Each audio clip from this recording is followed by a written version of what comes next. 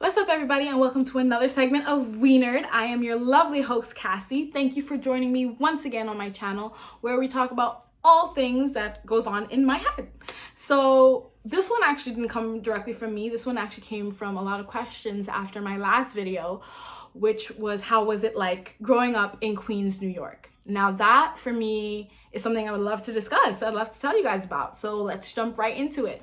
So growing up in Queens, New York, first of all, it was magical. It was incredible. I absolutely loved it. No, my life was not Gossip Girl. I didn't have lunch at the MoMA. I didn't go to some fancy boarding school, but I loved every minute of living in Queens, New York. It really gave me so many defining moments, and I am proudly New York built, specifically Queens made. Thank you very, very much.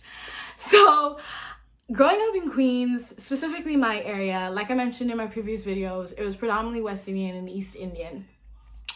We were the dominant demographic. And so there are so many areas where I can go easily and get my type of cultural food, specifically an area, it's called Liberty Avenue, and now it recently became known as Little Guyana, where you would find so much West Indian foods, both the grocery stores, restaurants.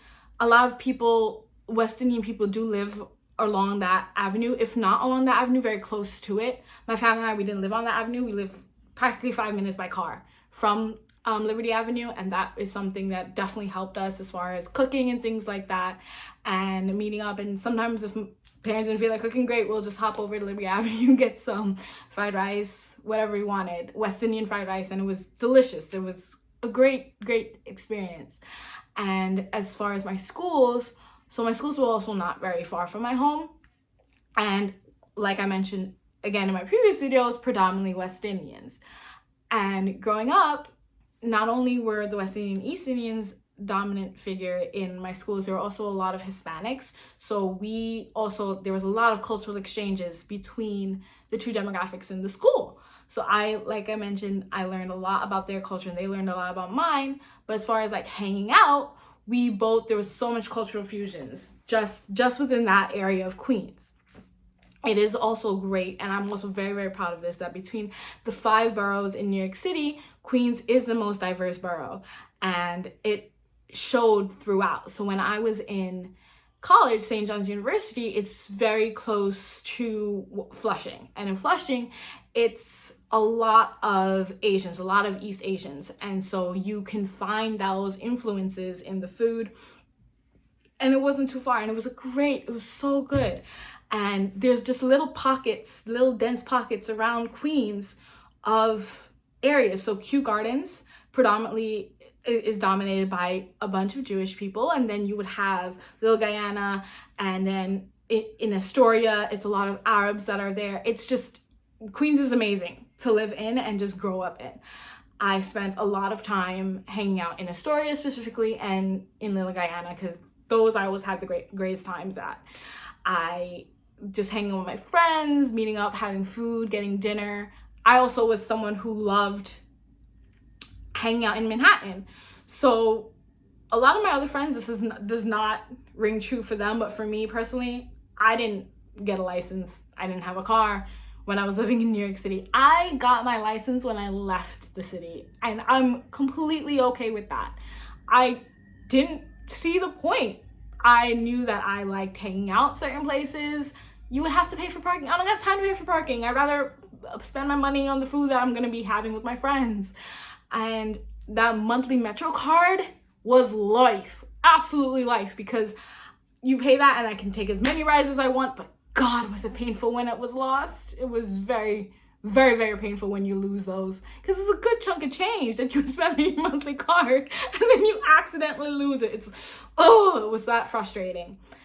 Growing up, a big staple, was bacon, egg, and cheese. That's definitely something you get in the mornings. I personally used to like to have a sausage, bacon, egg, and cheese on an everything bagel with a side of spicy nacho Doritos. Once in a while, I would like in Arizona, mucho mango specifically, but I always like water. I love drinking water, so I would just have a water with it.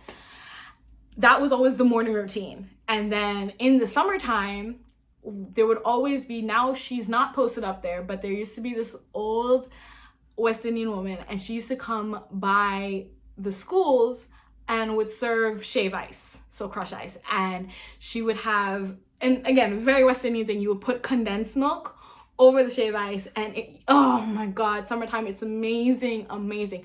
Now she's posted up on Lefferts Boulevard, specifically on, I believe you will go down Lefferts Boulevard, go over Rockaway, you will see her stand. It's like 2 blocks in. Can't exactly give you the specifics, but God, it's so good.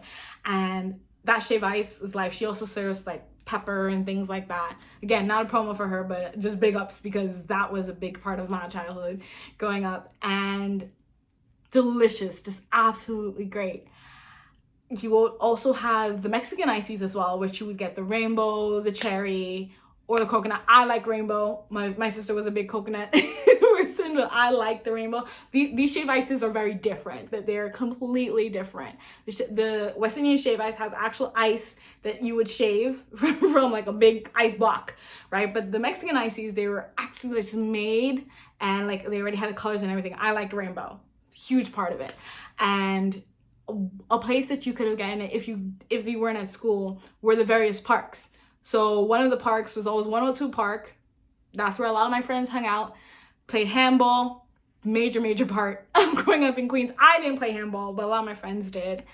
And there's another park that was closer to my house. My sister and I would call it the Sprinkler Park. Up to now, I don't know the real name of this park, or even if 102 Park is called 102 Park, but that's what everyone grew up calling it.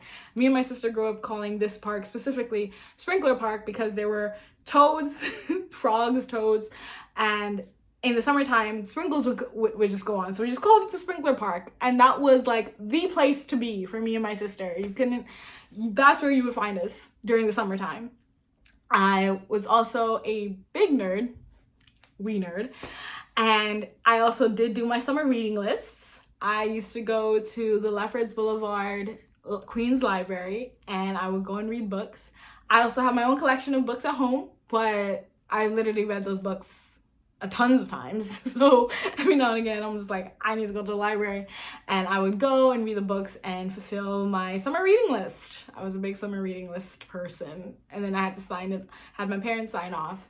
My mom always made sure that I read and things like that. But then after a while, sometimes she'd be like, you need to stop reading and go play outside. And I'm like, but reading though, like that's a lot of heat and mosquitoes. Fun disclaimer, I hate heat. I'm not a heat person. Like, give me all the cold in the world, and I'm very, very happy. I don't do well in heat. So for me, even though the summertime fun is great, I would take fall or winter in a heartbeat. Ever since I was little, I was always like that. Growing up in New York, you also had, specifically in my area, it was an hour away from Manhattan, right? Using the A train. Best train, don't care. It is also the longest line on the New York City subway system. Fun fact.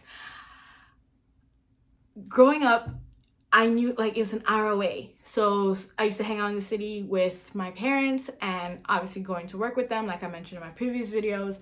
But then once I started volunteering and interning and all that in this city, I loved it because I got the sense that I could do anything. Growing up in New York City specifically, I loved it when I was in Manhattan, but even in Queens, like you get the sense that the world is at your fingertips. I lived and even worked briefly for a time at JFK Airport. It's one of the major airports in the entire country. Maybe even the world, maybe, yes. But JFK Airport, like the world is at your doorstep. It's right there. You can just hop on a plane and go anywhere. And when I moved away and saw other parts of the country where people would have to travel like an hour and a half just to go to the airport, I was like, yikes. I'm just like, I could walk, and I've done it, walk to the airport from my house and just hop on the air train and just get to the terminals I want to. And I love that. Absolutely love that. I am also very impartial to JFK over LaGuardia. Don't care. JFK all day. I love it more. I work there. It's also very international. It is the international one. LaGuardia is only international as far as Canada is concerned, and doesn't really take you anywhere else other than domestic flights. So that's why. I also loved growing up in Queens, like I mentioned before, because of its diversity. And I learned that while I was in college. So St. John's University, the Queens campus is very close to Flushing, which was like, had its own little Chinatown. I had to take the bus through Kew Gardens. It's a very Jewish dominated neighborhood.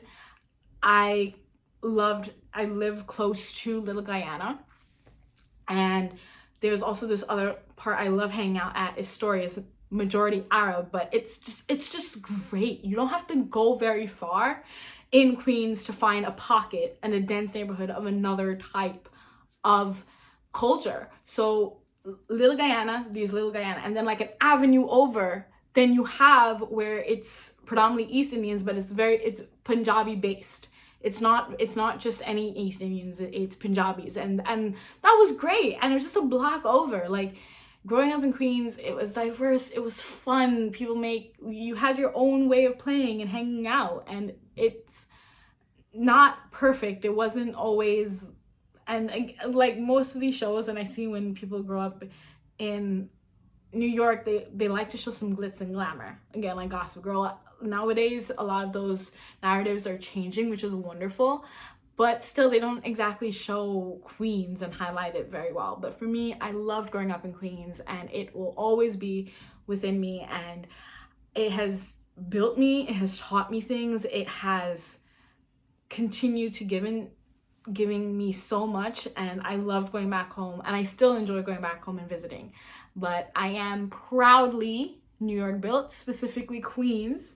And thank you guys so much for joining me once again and for those lovely questions. If you guys have more suggestions, please, you can hit me up on my Instagram. It's at WeNerd04, or in my email, as well as drop some comments, ideas. Just let me know what you guys want to see. I'm all for that. And thank you guys so much for the suggestion.